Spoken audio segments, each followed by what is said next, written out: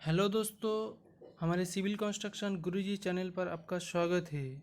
दोस्तों, आप एक सिविल इंजीनियर हो और आर्किटेक्चर इंजीनियर हो, तो आप क्या सोच रहे बिल्डिंग प्लानिंग और डिज़ाइनिंग का काम करना चाहते, तो आपको बिल्डिंग बायलॉज बारे में पता होना बहुत ज़रूरी। क्योंकि आप जब भी कोई भी क्लाइंट को प्लान बना के दोगे तो वो बंदा ब्लॉक और म्यूनिसिपल जाएगा प्लान को पास करने के लिए। आपका प्लान बिल्डिंग बाय लॉ हिसाब से होगा तो आपका प्लान पास हो जाएगा, और बिल्डिंग बाय लॉ हिसाब से नहीं होगा तो आपका प्लान नहीं पास हो सकते और काफ़ी परेशानी मिल सकती। तो दोस्तों, परेशानी ना मिले इसलिए बिल्डिंग बाय लॉ पता होना बहुत ज़रूरी। तो दोस्तों, आज पहले बिल्डिंग बायलॉज बारे में बेसिक चीज़ जान लेगा, उसके बाद हम डिटेल में जानेंगे। चलिए दोस्तों, वन बाय वन बेसिक चीज़ जान लेते हैं। पहला हम जानेंगे प्लॉट एरिया, उसके बाद हम जानेंगे बिल्ट अप एरिया और प्लिंथ एरिया।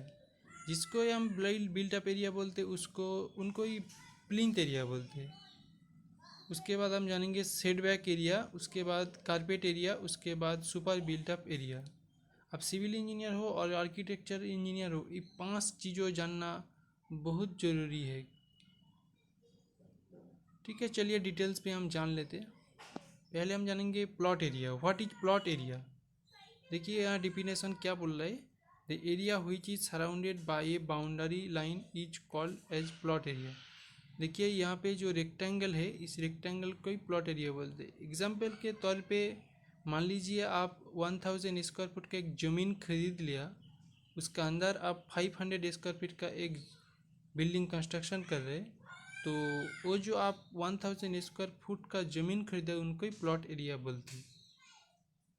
उसके बाद हम जानेंगे बिल्टअप एरिया और प्लिंथ एरिया। हम पहले ही बोला, जिसको बिल्टअप एरिया बोलते हैं उनको ही प्लिंथ एरिया बोलते हैं। तो यहाँ डेफिनेशन क्या बोल रहा है? The total building area is in plot area is separated as built up area. तो यहाँ पे देखिए फार्मूला के लिख दिया यहाँ पे, built up area equal to carpet area plus thickness of all wall plus balcony.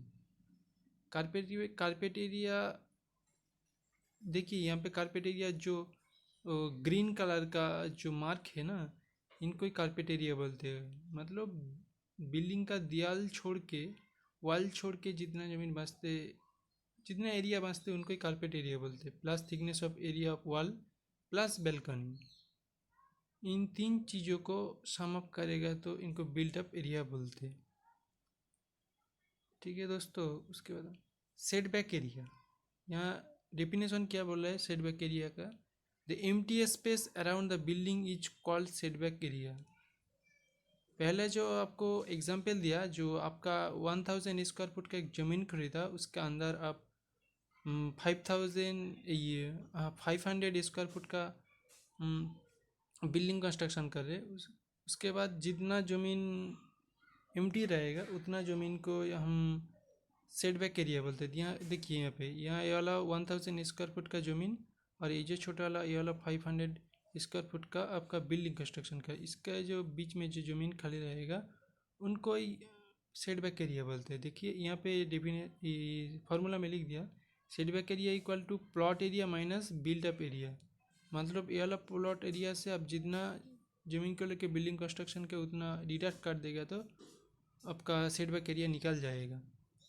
उसके बाद हम जानेंगे कारपेट एरिया। यहाँ डेफिनेशन क्या बोल रहा है देखिए, the excluding walls in the built up area is called as carpet area. Carpet area equal to built up area minus area of wall. देखिए कारपेट एरिया में मतलब आप जो बिल्डिंग कंस्ट्रक्शन किया ना, तो आप जो वॉल है इस वॉल को छोड़ के जितना एरिया बचते उनको ही कारपेट एरिया बोलते हैं।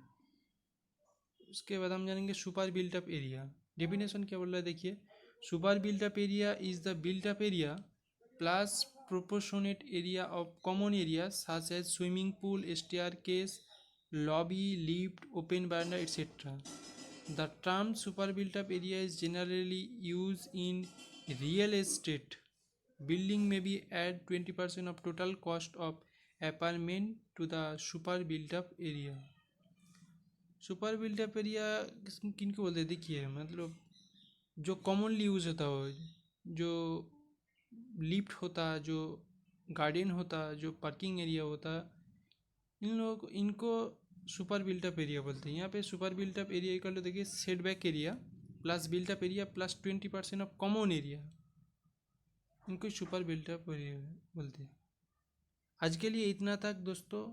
इसके बाद और 2-3 तो बिल्डिंग बायलॉज का ऊपर वीडियो ले आएगा, ताकि आपको नॉलेज बढ़ जाएगा और काफ़ी हेल्पफुल होगी। दोस्तों ये वीडियो अच्छा लगा तो लाइक कीजिए, कोई भी डाउट है तो कमेंट कर दीजिए और ज़्यादा से ज़्यादा शेयर कीजिए। और एक बात ना भूलिए, सब्सक्राइब कर दीजिए मेरा चैनल को और घंटी को दबा दीजिए, जिससे ताकि तुम्हारा हेल्पफुल होगा। जब भी हम कोई भी नया वीडियो अपलोड करेगा तुरंत आपको नोटिफिकेशन मिल जाएगा। Thank you for watching guys.